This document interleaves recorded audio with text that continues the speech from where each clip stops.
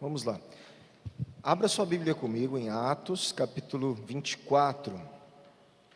Vamos lá continuar a nossa leitura, expondo o texto, vendo a história de Paulo. Antes da gente começar a ler, vamos lembrar o que está acontecendo? Você lembra que Paulo está pregando o Evangelho, e ele pregou o Evangelho em vários lugares ali. E inclusive na região da Ásia, em vários lugares Paulo prega o Evangelho. Quando ele volta agora para Jerusalém, ele vai ao templo de Jerusalém. Ele vai ali cultuar a Deus, ele vai cumprir alguns votos, ele vai fazer alguns sacrifícios ali como o judeu que ele era, entregar algumas ofertas no templo a Deus. E o que acontece? Alguns judeus da Ásia fazem um alvoroço no templo e eles tentam ali causar a multidão contra Paulo, ao ponto do pessoal todo querer matar Paulo. Tudo bem? Se o comandante romano não interviesse ali, eles iriam matar o apóstolo Paulo, porque eles inventaram boatos a respeito de Paulo. Eles começaram a falar, esse cara aí está falando contra o templo, ele está falando contra os judeus, mas ele era judeu, ele estava no templo para adorar a Deus. Então eram, como a gente fala hoje, né? É tudo fake news, eram boatos. E quando ele é levado ao Supremo Tribunal dos judeus, que é chamado Sinédrio, o pessoal não está buscando muito justiça não. Eles estão não gostando de Paulo e querendo matar Paulo. O comandante romano intervém, manda uma carta ao governador romano, chamado Félix, que mora num lugarzinho lá no litoral, bonito, em Cesareia. A minha mãe foi lá na cidade de Cesareia Marítima, coisa mais linda lá, do lado do mar. E o governador, ele tinha a casa dele, o palácio lá em Cesareia Marítima. O comandante manda uma carta, a gente leu a carta semana passada, lembra? Comandante Lísias, tal, manda a carta, e ele apresenta o caso de Paulo. O governador Félix recebe Paulo para julgar, e ele espera o pessoal chegar, o pessoal que está acusando Paulo, para ele falar, peraí, Paulo está sendo julgado por causa do quê? Por que vocês estão acusando Paulo? E é aí que a gente parou a conversa, e a gente vai ver agora em Atos capítulo... antes, qual foi a ordem de Jesus para Paulo? Quem lembra? Pregar em Roma. Paulo, do mesmo jeito que você deu testemunho em Jerusalém, quase morreu, vai para Roma e vai testemunhar lá. Se você vai quase morrer, se não vai, que jeito você vai? Jesus não dá os detalhes, ele só manda. Jesus é Senhor, Jesus manda. Vai pregar em Roma. E ponto final, tá? A partir daí, Atos capítulo 24. Atos 24, abram comigo aí. Vamos devagar aqui nesse texto e vamos ler juntos e entender o que está acontecendo. Vai acontecer aqui uma audiência, né, perante o governador Félix, lá em Cesareia. Paulo está levando para uma audiência. Gente, tipo um tribunal. Só que era um comandante, o governador que ia julgar o caso de Paulo. Versículo 1. 5 dias depois, o sumo sacerdote Ananias foi até Cesareia. Quem sabe onde ficava o sumo sacerdote? Onde ele ficava? Onde ele morava? Que cidade? O sumo sacerdote ficava onde? Jerusalém. Jerusalém é o centro religioso. Jerusalém é onde o templo está. Jerusalém é onde o Supremo Tribunal de Israel, o Sinédrio, está. Então o sumo sacerdote, ele teve que sair de Jerusalém para ir lá para Cesareia se encontrar com o governador Félix para fazer a sua acusação, tá? Então eles esperam o pessoal que ia acusar. E olha só o que o pessoal judeu que queria matar Paulo faz. 5 dias depois o sumo sacerdote Ananias foi até Cesareia com alguns anciãos. Então ele leva junto gente importante da religião judaica, e com certo orador. Quem mais que ele leva junto? Um orador profissional. O que é isso? Ele leva como se ele tivesse contratado um advogado de acusação profissional. O que é Tértulo. O cara é como se fosse um promotor, um cara que estava ali acostumado a lidar com a oratória, a argumentação jurídica. O sumo sacerdote, então, contrata esse cara para ir lá acusar Paulo.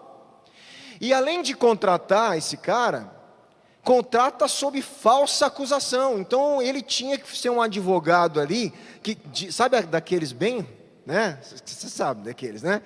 Que trabalha com falso testemunho e tudo, para tentar botar o cara na cadeia. É esse tipo de gente aqui que nós estamos falando.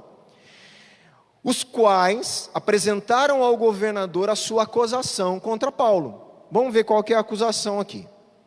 Versículo 2. Depois que Paulo foi chamado, lembra que Paulo estava preso ali, ele estava encarcerado em algum lugar. Paulo é chamado então para essa audiência, o sumo sacerdote, os anciãos e Tértulo, um advogado de acusação aí, procurador, promotor, vamos chamar de alguma coisa assim para a gente entender. Depois que Paulo foi chamado, Tértulo passou a acusá-lo. Olha lá, vamos lá ver qual é a acusação. Ele chega lá para o governador Félix, ele começa um discurso extraordinário, né? Como um bom bajulador que ele era, porque ele sabia que os juízes da época, os políticos da época, eles gostavam de ser bajulados. Eu não sei se acontece hoje nos nossos dias, bebê. Acho que acontece, né? O pessoal da época gostava muito de ser bajulado, né? E o cara sabe disso, e ele começa a acusação, na verdade não acusando, bajulando o governador.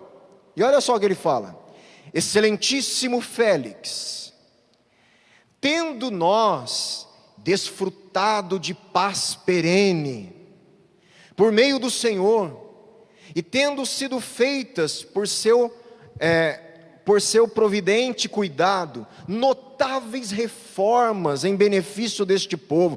Meu irmão, o cara começa rasgando seda. Nós, Félix, só desfrutamos paz por causa do Senhor. Olha, as suas reformas que o Senhor fez aqui para a gente foram maravilhosas, muito boas. Ele, como um bom orador, ele começa ali, né? Bajular o cara, vamos amenizar para ele julgar a causa a nosso favor. E ele continua: sempre em todos os lugares reconhecemos isto com profunda gratidão. Olha o que ele fala ainda, viu, Félix? Mesmo lá atrás, nas suas costas, a gente fala que o Senhor é o cara. A gente já está agradecendo por tudo que o Senhor fez aqui pela gente, né? Entretanto, para não deter o Senhor por muito tempo, aí ele vai mudar de conversa e vai acusar Paulo. Mas Félix, você já entendeu, né? Que o Senhor é o cara, que a gente te admira. Mas para a gente não ficar aqui, né, muito tempo nisso, o negócio é o seguinte: peço que, de acordo com a sua clemência, nos ouça por alguns instantes. Porque tendo nós verificado que este homem, olha só agora, ele fala assim, Paulo estava lá, tendo verificado que este homem é uma peste, olha só do que esse cara chama Paulo, de uma peste. Você está entendendo o nível de confronto que o apóstolo Paulo está enfrentando? Se ele não fosse tomado pelo comandante romano, ele já estaria morto. Eles não têm nenhum respeito e nenhuma busca por justiça, gente. Eles não querem a justiça, eles querem matar Paulo.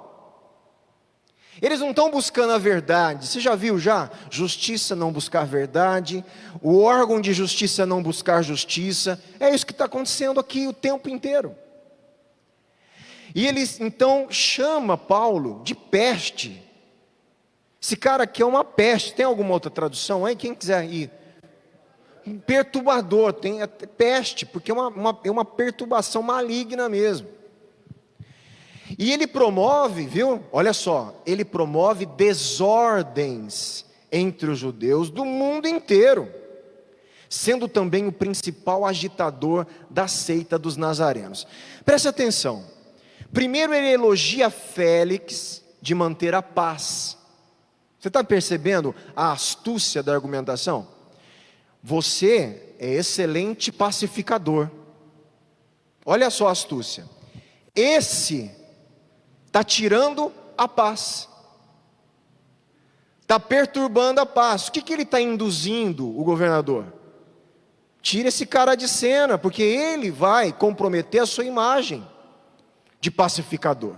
Ele está comprometendo a sua imagem de um bom governador.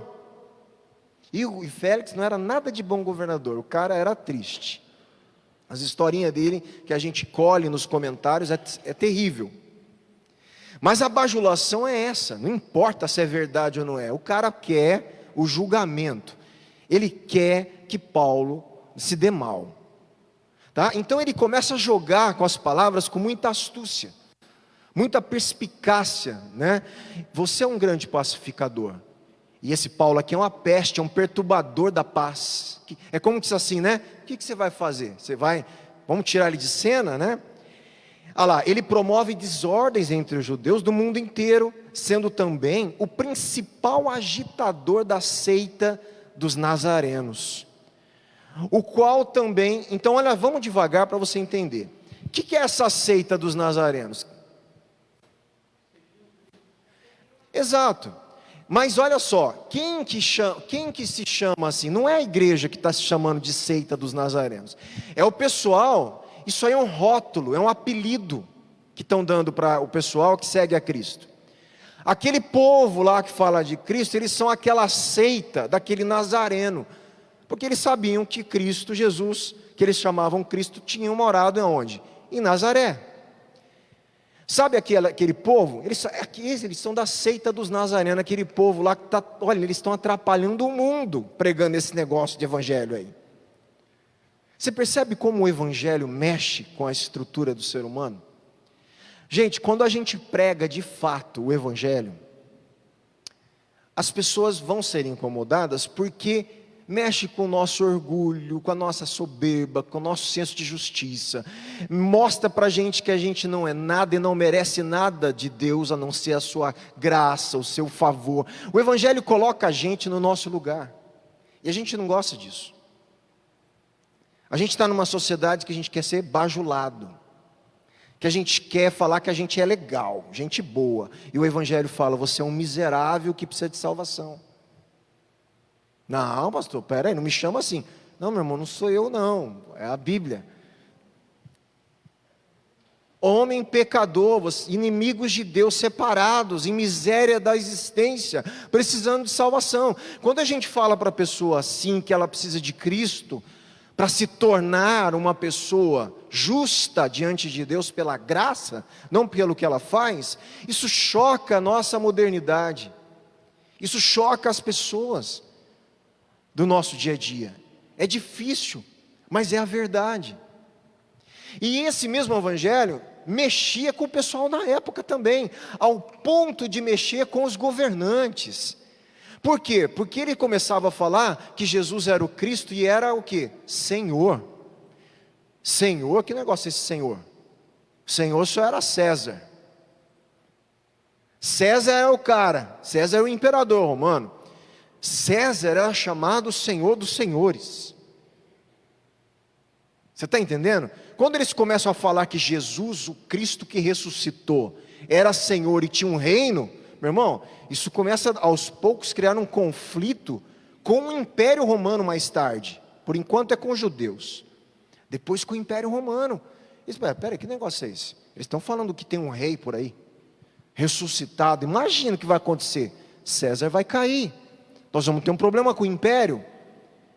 E quem dá a paz? Quem que dava a paz? Quem estudou um pouquinho de história romana sabe que os romanos se orgulhavam do que eles chamavam do quê? Pax Romana. Já ouviram esse termo? A paz romana. O imperador se orgulhava que ele tinha estabelecido a paz em meio aos povos bárbaros, para ter comércio, estrada, desenvolvimento. Então, quando se falava, quem trouxe a paz? O imperador. Por isso, nós vamos ver amanhã na nossa devocional, por isso, quando fala que Cristo traz uma paz que o mundo não traz, é justamente isso. Cristo traz uma paz que o Império Romano não pode trazer. Eles se orgulhavam da paz que eles traziam. Tanto é que qual foi a bajulação? sei que você traz paz no meio de nós. A bajulação é, eu sei que você faz o que o Império Romano quer, pacificador. O Império Romano não gostava de tumulto, motim, rebeliões. Eles queriam que o Império crescesse. Que eles queriam o que todos querem, né, os governantes, dinheiro, gente, imposto. Eles dominavam os povos e queriam fazer esses povos trabalhadores para gerar imposto, dinheiro, pagamento para o império. E para isso precisava de paz, porque a guerra trazia o quê? Problemas financeiros. Você está entendendo? Nós estamos dentro de um mundo igual ao nosso, onde o dinheiro, o poder, a bajulação, a falsidade, a injustiça dominavam. Paulo está justamente nesse mundo como nós estamos. Paulo está justamente pregando o evangelho nesse tipo de mundo que nós também precisamos pregar o evangelho hoje, né? E aí vamos continuar. Eu parei no 6. Aí ele fala assim, o qual também, olha aqui, é uma fake news. Ele fala que Paulo tentou profanar o templo. Mentira, gente. Isso aqui é uma baita de uma mentira. Nós o prendemos com o intuito de julgá-lo segundo a nossa lei. Outra mentira. Porque se eles julgassem Paulo segundo a lei de Moisés, eles não iam estar querendo matar Paulo de qualquer jeito. É uma mentira. Mas sobrevindo, aí ele fala, mas viu, governador, o comandante teu lá, ele, né, se enfiou no meio da gente, não deixou a gente julgar Paulo, né? Sobrevindo o comandante Lísias, o arrebatou, quer dizer, o tirou das nossas mãos com grande violência, ordenando que seus acusadores viessem à presença do Senhor. Se o Senhor o interrogar, o Senhor mesmo poderá tomar conhecimento de todas as coisas de que nós estamos acusando. Olha só o que ele fala para Félix. Interroga Paulo aí, que você vai ver que tudo que a gente está falando é verdade. Sei, né? Vamos ver se o governador vai acreditar. Os judeus também concordaram na acusação, afirmando que essas coisas eram assim. Então, o sumo sacerdote, os líderes religiosos, ouvindo a acusação, falaram, é isso aí mesmo, viu? Mentirosos, gente, mentira, né? Quem que está perto?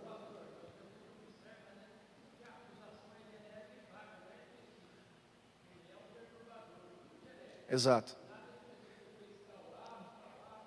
Pegamos isso com testemunha tal, ocular, viu isso, tudo genérico. O Nivaldo pode me ajudar bastante, né, com essa parte mais jurídica aí. Mas essa observação do Nivaldo é exatamente isso. É muito genérico, é muita, né, floreamento, né, é muita coisa tentando manipular a pessoa que está à frente, uma bajulação manipuladora. Aí outros falam, não, nós estamos todo mundo junto aí. E por que Félix se constrange, viu, Nivaldo? Por que o governador vai ter um problema? Porque o governador, ele tinha que prestar conta para quem? Para o imperador. O governador Félix já tinha problemas com o governador, com o imperador. E ele, se ele é odiado pelos judeus, ele não cumpre o papel dele de manter a paz na região da Palestina, da Judéia. Isso compromete o cargo dele e a imagem dele diante do imperador. Gente, é um jogo de poder, de status, é um jogo, né, de influências. Ao mesmo tempo, ele vai perceber que Paulo, esse cara aí não tem nada de errado, ele vai perceber isso, não tem como condenar Paulo, entende? E ele fica né, apertado entre a popularidade dele entre os judeus e a justiça romana, porque se ele condena Paulo, ele está fazendo uma baita de uma injustiça. E você vai ver o que ele prefere fazer, né? Vamos lá, mais um pouquinho, 10. Quando o governador fez sinal para que Paulo falasse, Paulo fala. Agora vamos ver o que Paulo fala. Primeiro o acusador. Agora Paulo não contrata nenhum advogado de defesa. Paulo é um bom orador. Paulo é um homem, né, muito estudado, fala vários idiomas. conhecia filósofos gregos, conhecia a cultura grega, conhecia a escritura sagrada de cor, né? Era fariseu, conhecia as interpretações rabínicas, era um homem extremamente versado na oratória. Então Paulo não precisava nada disso, ele vai organizar o pensamento dele ele mesmo. E ele fala para o governador: sabendo que há muitos anos o Senhor é juiz dessa nação. Olha só, Paulo faz uma constatação: sabendo que o Senhor é juiz da nação muito tempo, eu vou me sentir à vontade para me defender. Ponto. Paulo não toca, olha, você é o cara, você, que bom as suas obras, olha você. Ele não toca, sendo que você é juiz há muito tempo aqui, eu vou me sentir à vontade em me defender diante de você. E ele começa: o Senhor mesmo pode verificar que não se passaram mais de 12 dias desde que fui a Jerusalém para adorar a Deus. O que Paulo começa a falar? Aí o Nivaldo levanta lá os dados, né? O que ele fala? O negócio é o seguinte: todo mundo sabe aqui que eu não estou em Jerusalém nem 12 dias. Dentre os 12, parte dele eu estava preso. Tudo que ele está falando aí não dá tempo de eu fazer em 12 dias. Ele põe uma questão temporal. É impossível durante o tempo que eu tive ali fazer tudo que esses caras estão falando. Tá? Ele joga aqui uma questão de defesa dele. E ele fala: olha lá, não passaram mais de 12 dias desde que fui a Jerusalém para adorar a Deus, e que não me acharam no templo discutindo com ninguém. Você fala assim, mas ele não podia discutir? Podia. Dentro do templo de Herodes, eu não sei se vocês sabem, que o templo de Salomão, né, foi reconstruído, e depois o Herodes o Grande, antes de Cristo, ele faz uma reestruturação do templo, e uma ampliação do templo. No tempo de Jesus, então, era conhecido como o templo de Herodes, porque ele faz uma ampliação extraordinária da estrutura do templo. Tá? Esse templo que Herodes reconstrói, ele tinha vários pátios externos, fora o santuário central. Você lembra que tinha o pátio da mulher, o pátio dos gentios? Ele tinha pátios e tinha pórticos. Pórticos eram lugares onde tinha umas colunas, cobertinhas que iam todo lugar do templo. Alguns pórticos eram conhecidos como os lugares de discussão teológica. Eles podiam se reunir e discutir, conversar teologia, conversar sobre as escrituras. Paulo tinha esse direito, mas ele fala assim: nem isso eu fiz. Ninguém me viu discutindo lá com ninguém, muito menos, nem agitando o povo, fosse nas sinagogas ou na cidade. Todo mundo sabe que é sinagoga? Só tinha um templo. Tudo bem? Não existe templo. Por isso que na cabeça de um judeu, a gente chamar isso aqui de templo é uma coisa mais absurda que existe. Nem os judeus chamam de templo nenhum outro lugar de reunião de oração, porque o templo deles está destruído. Só tem um templo que está destruído. Toda casa de reunião e de oração e de ensino eram sinagogas.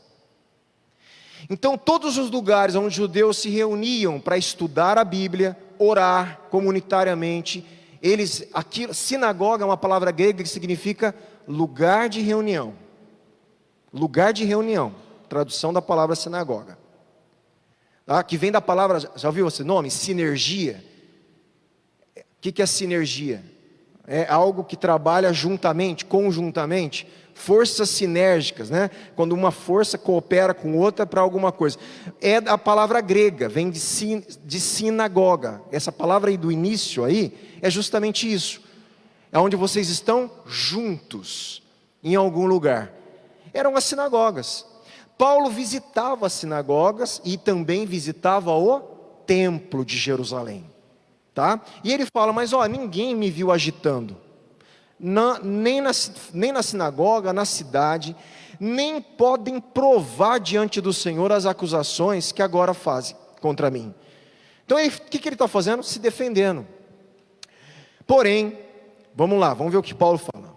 Porém, confesso ao Senhor, olha o que Paulo vai falar, que segundo o caminho, vamos lá, pausa, o que é isso? Tua palavra aí, tua Bíblia deve estar caminho em letra maiúscula. O que é isso aí? Quem que é esse povo aí? O caminho é o nome dado aos primeiros cristãos, ao movimento de judeus que acreditavam que Jesus era o Messias ressuscitado. Esse grupo de pessoas que começou a pregar isso, eles foram identificados como o grupo chamado O Caminho. Antes de serem conhecidos como cristãos, eles foram chamados o pessoal ali do Caminho. Aí tem várias teólogos tentam discutir de onde veio o nome. Alguns falam que veio do texto eu sou o caminho, a verdade e a vida. Outros falam porque eles pregavam sobre o caminho e tal. Não tem uma exatidão, mas alguma coisa nesse sentido que levou o pessoal a reconhecer eles como o caminho.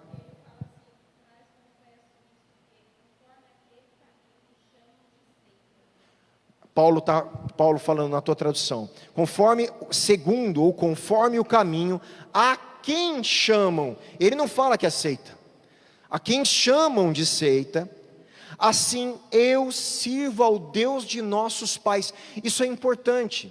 O que Paulo está falando? Judeus, eu sirvo o Deus de nossos pais. Quem são os pais? Abraão, Isaac, Jacó, Davi, os pais da história. O que ele está falando? Eu sirvo o mesmo Deus que esse povo aí que está me acusando. Eu não sirvo outro Deus. E eles estavam acusando Paulo de servir outro Deus, de trazer outras mensagens, de abominar o templo, de ir contra os judeus. Paulo falou, não, eu sou do caminho, a quem vocês estão considerando seita, mas eu sirvo ao Deus de nossos pais. Vamos lá? Acreditando em todas as coisas que concordam com a lei, os escritos e os escritos dos profetas. O que Paulo está falando? Eu acredito na mesma escritura sagrada dos judeus. A lei é a Torá. Você sabe, todo mundo sabe que a Torá judaica são os nossos primeiros 5 livros da Bíblia, né? Então a Torá, Gênesis, Êxodo, Levítico, Números e Deuteronômio. Os 5 livros da tua Bíblia, o judeu não chama de Pentateuco, eles chamam de Torá, tá bom? Depois os judeus têm os profetas, por isso que ele fala, os escritos dos profetas. O que Paulo está falando? A mesma Bíblia que vocês leem, eu leio. A mesma palavra, escritura sagrada que é a de vocês, é a minha também. É como se assim, do que vocês estão me acusando? Eu não estou entendendo. Eles não conseguiram formular uma acusação, né? Tendo a esperança em Deus, como também estes a têm, de que haverá, olha lá, de que haverá ressurreição. Aqui é um problema sério aqui já, tanto de judeus como de injustos. Por que é um problema sério? Porque é um problema teológico entre o sinédrio. Deixa eu explicar para você. Vem aqui, não voa não, vem comigo aqui. O que era o sinédrio? Tipo um supremo tribunal local, tá bom? Tudo que era julgado ia para esse supremo, esse tribunal judaico. Sinédrio, composto de 70 pessoas, 70 anciãos, sumo sacerdote, alguns sacerdotes, aristocratas, fariseus, alguns escribas, anciãos respeitados, eles compunham esse sinédrio. No sinédrio, eles tinham interpretações da Bíblia diferentes um do outro. Por exemplo, você tinha um grupo de gente ali que chamava saduceus. Os saduceus não acreditavam na ressurreição, não acreditavam em anjos, não acreditavam em algumas coisas. O grupo dos fariseus, que era um grupo que tinha uma escola de interpretação da Escritura diferente da dos saduceus, acreditavam em ressurreição, acreditavam em anjos, acreditavam, entende? Em manifestações espirituais. Os fariseus acreditavam, os saduceus não. Paulo prega e ele fala da ressurreição. Ele confronta um grupo que não acredita, mas ele alegra um que acredita. Ele divide o sinédrio. Quem acompanhou a leitura vê que o sinédrio é dividido. Eles começam a brigar entre eles. Os saduceus falavam, está vendo? Paulo está ressuscitando. E os fariseus, mas qual o problema? Ele fala de ressurreição. A gente também crê. Se o erro dele for dele é esse, não tem erro. E aí cria-se uma discussão teológica dentro do sinédrio. E Paulo inserido nisso. E Paulo volta a declarar que ele acredita na ressurreição, tanto dos justos, como dos injustos. Isso é um problema sério que não é para agora, gente. Nem me faça pergunta, por favor. Mas só vamos lá. Ele acredita nessa ressurreição. E ele continua, por isso também me esforço por ter sempre uma consciência pura diante de Deus e dos homens. Olha só, ele fala, por isso o quê? Porque eu vou ser ressuscitado no final. Por causa da ressurreição que nós vamos prestar contas diante de Deus, eu mantenho a minha consciência limpa diante de Deus e diante dos homens. Depois de anos, vim trazer donativos. Você lembra que ele traz uma oferta das igrejas, da Macedônia, de alguns lugares, para ofertar para os irmãos de Jerusalém que estavam tendo dificuldade. E ele conta para o governador, eu estou vindo aqui para Jerusalém, eu vim trazer donativos, oferta para o meu povo. E também fazer oferendas, quer dizer, ofertas no templo a Deus. E foi nessa prática que alguns judeus, lá da Ásia, me encontraram já purificado no templo. Paulo, como bom judeu, ele cumpre todo o processo de purificação ritual de um judeu. Depois que eu fiz todo o processo de purificação no templo, eles lá me encontraram e foram lá me atormentar, né?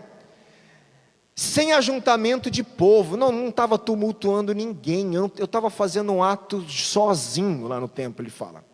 Os quais deviam comparecer diante do Senhor e fazer as acusações, se tivesse alguma coisa contra mim.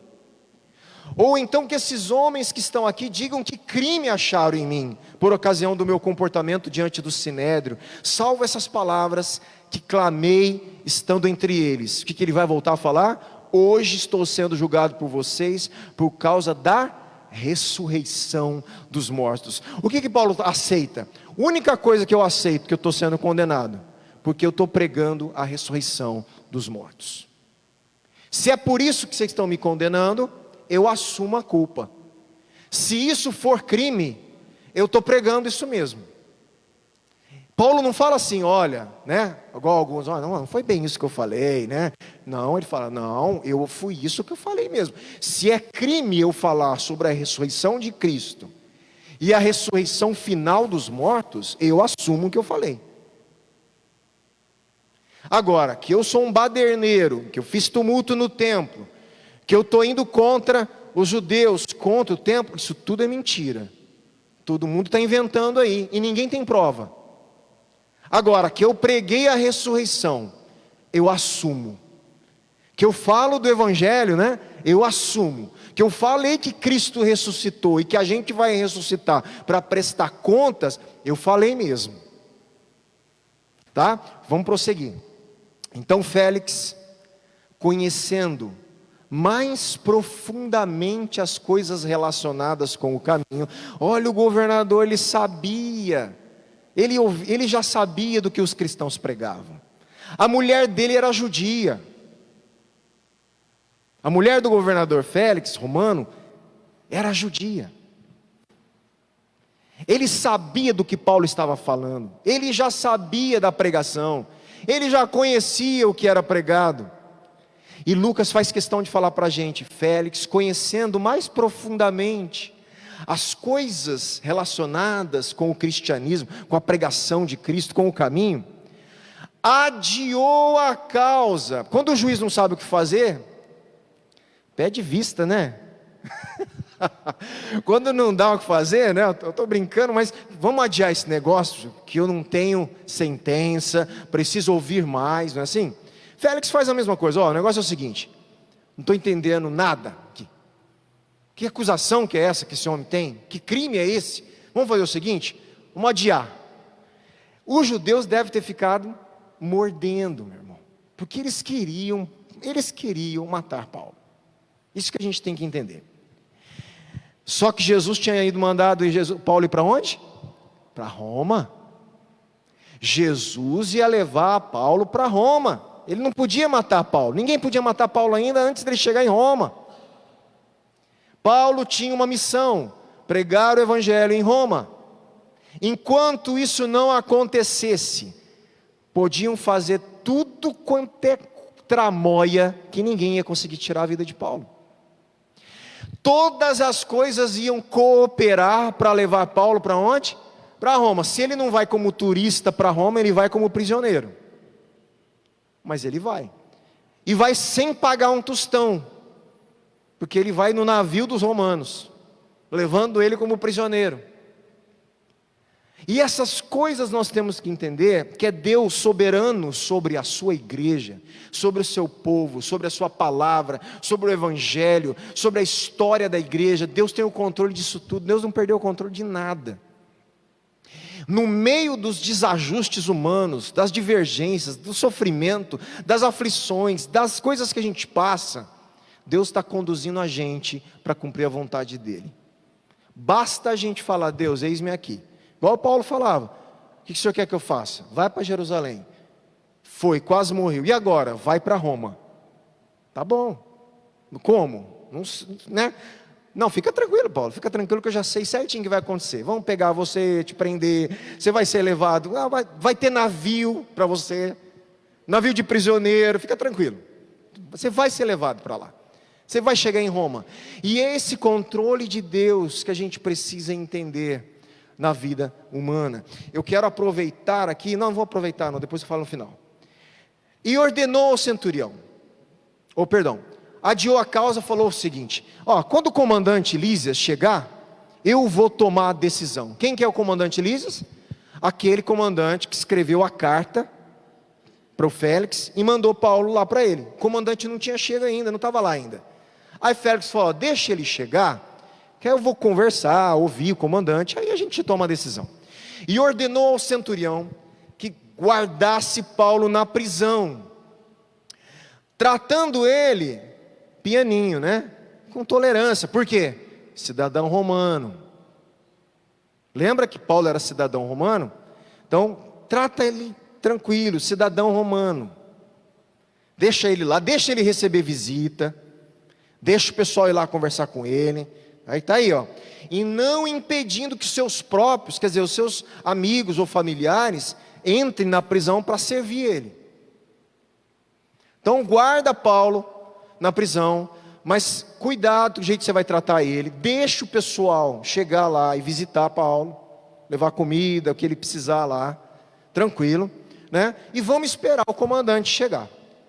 Passados alguns dias, Félix veio com Drusila, sua mulher, que era judia. O que Félix faz? Sozinho. E a mulher? Vai chamar Paulo. Aí o Félix vai lá e chama Paulo, para conversar com Paulo. Olha lá. Mandou chamar Paulo e passou a ouvir. O que Paulo começou a fazer para Félix? Pregar o evangelho, meu irmão. O que Paulo sabe fazer? Ele começa a falar da fé em Cristo Jesus para o governador. Quando Paulo começou a falar, aí olha o negócio como é complicado. Quando Paulo começou a falar sobre justiça, presta atenção, a hora que o cara toca na palavra justiça, fala para o governador que está julgando: você vai ser julgado. Você vai prestar conta ao juiz de todos, do universo. A hora que ele começa a tocar e pregar sobre justiça, domínio próprio e o juízo vindouro, Félix fez o quê? Ficou com medo, meu irmão. Ficou com medo e falou: leva esse homem embora daqui. Tá bom, basta, né? Não quero ouvir mais. Já basta, né? E disse: por agora, Paulo, pode voltar lá para o seu cantinho. Tá bom, já ouvi demais, né? Pode se retirar. E quando eu tiver oportunidade, eu te chamo de novo. Meu irmão, a hora que você vai falar com um cara que tem poder sobre a vida humana, onde a gente vê os ditadores de países, autocratas, autoritários, ditadores, gente que tem o poder e é injusto com os outros, esses caras vão pagar, vão responder diante de Deus. Você já pensou nisso? Isso também é o Evangelho, porque o Evangelho é um Evangelho do reino. Todo mundo vai estar diante do juiz dos juízes, e ele vai julgar mortos e vivos, vivos e mortos. Isso é uma mensagem confrontadora para a gente, né? Por que a gente não precisa se assustar com ela? Por que essa mensagem não pode apavorar um cristão? Porque a graça de Cristo nos justifica diante de Deus e nos dá perdão. É só por isso. Não é porque a gente é perfeito. É porque Cristo nos estende perdão e veste a gente de uma justiça que não é nossa. E quando o Pai olhar para nós, olhar para mim, Ele vai ver a justiça de Cristo doada para mim, que vai me permitir desfrutar daquela voz: vinde, benditos do meu Pai, vem entrar na graça, né, do reino de Deus agora eterno. Porque você merece? Não, pelo que Cristo fez. Mas se não for isso, é uma mensagem assustadora, que nós vamos prestar contas. E Félix fica com medo, meu irmão. Aí fala: não, Paulo, pode ir embora, já basta, tá bom isso aí por hoje, né? Ao mesmo tempo esperava que Paulo, olha só o que o cara queria também, ó. O que ele queria? Suborno. Ele estava esperando um dinheirinho de Paulo. Você percebe que não é muito diferente, né, das coisas? Ele queria, porque é o seguinte: Paulo, o que ele entende? Paulo não tem crime nenhum, eu não posso manter Paulo preso. Mas eu também não vou te soltar, porque se eu te solto, eu vou ter problema com os judeus. Os judeus podem queimar meu filme com o imperador. Já que eu vou ter que te soltar e correr um risco, eu quero dinheiro. Me dá um bom dinheirinho, me paga aí que eu vou dar um jeito, a gente vai ver o que a gente faz. E é óbvio que Paulo não cede a isso, né? Mas Lucas faz questão de colocar: ao mesmo tempo esperava que Paulo lhe desse dinheiro, por isso chamava ele frequentemente para conversar, para tentar, tirar o suborno de Paulo. Meu irmão, estamos quase encerrando o texto por hoje, o último versículo. 2 anos se passaram, Paulo preso, sem nenhum julgamento. Quando eu leio isso, é onde eu falo assim, né? É onde eu gosto da gente para e se põe no lugar de Paulo. Se põe você no lugar de Paulo. Você foi pregar o Evangelho, fazer a obra missionária. Uns caras pegam você, quer matar, te acusam falsamente, te levam para o juiz. O juiz manda você ficar preso até, né? Como chama hoje, Nivaldo? Prisão preventiva, né? Põe lá, encarcera o cara lá antes do julgamento, porque é um mal na sociedade, Paulo, né? Vai matar todo mundo, encarcera o cara. Deixa ele lá. Aí, o que você espera? Se fosse você? Pô, eles vão julgar a minha causa, né? Ou me condena de uma vez, ou me livra. Passa 1 mês, você lá. 2, 6 meses.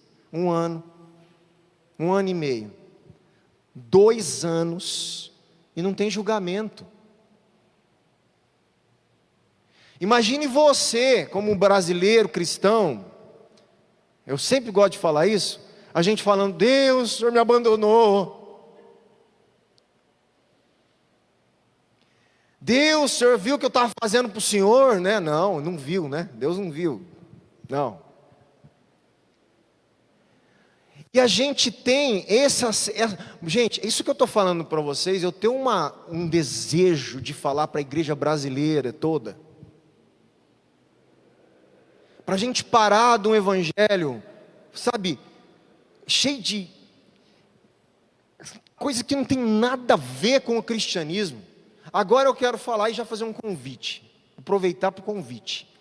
Dia 29 agora de maio, não perca, convide quem você puder.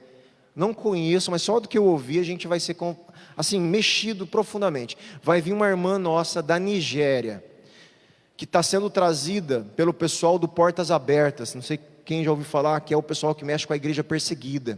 Ela vai pregar aqui dia 29, domingo à noite. O marido dela foi assassinado pelo Boko Haram da Nigéria, na frente dela, por não negar a Cristo. Essa irmã vai estar com a gente, contando isso para a gente.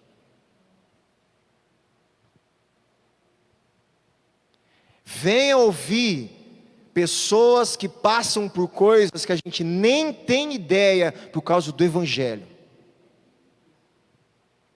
É isso que eu estou falando, e nós aqui, brasileiros, reclamando de coisas com Deus, picuinhas na igreja, absurdos de coisas que a gente faz dentro da nossa comunidade, e a gente fala, meu Deus, a gente precisa viver o Evangelho,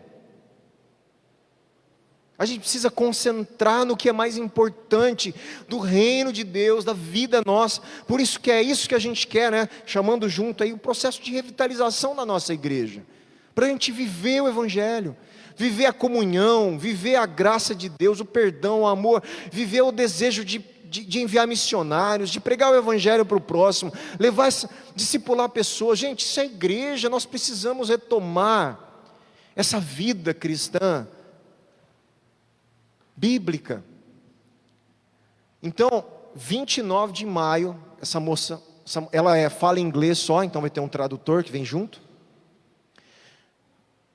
É uma irmã nossa da Nigéria, que tem um testemunho belo de vida cristã, e uma tragédia no caminho, mas que para ela passou com fé em Cristo, e está pregando o Evangelho. A Nigéria é um dos países que tem muita perseguição por causa da fé. E ela vai falar, acho que um pouquinho com a gente nisso aqui, quando ela estiver aqui. Então, eu quero incentivar você a vir, não faltar, é uma oportunidade que a gente tem de ter um encontro com essa realidade, né? Que são irmãos nossos, gente, que estão lá. São irmãos nossos. Eles estão vivendo isso. E ela vai contar um pouquinho para a gente, e a gente falar, poxa, vamos animar para a gente ser uma igreja, né, de fé, uma igreja com Deus, uma igreja, né, que viva o Evangelho e busque isso, né, sem acusar o outro. Não é isso, que cada um faça essa reflexão.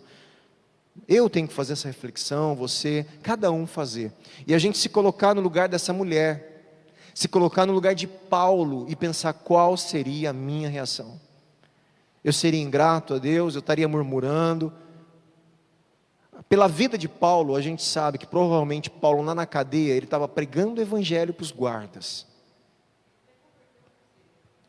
Teve situações de carcereiro.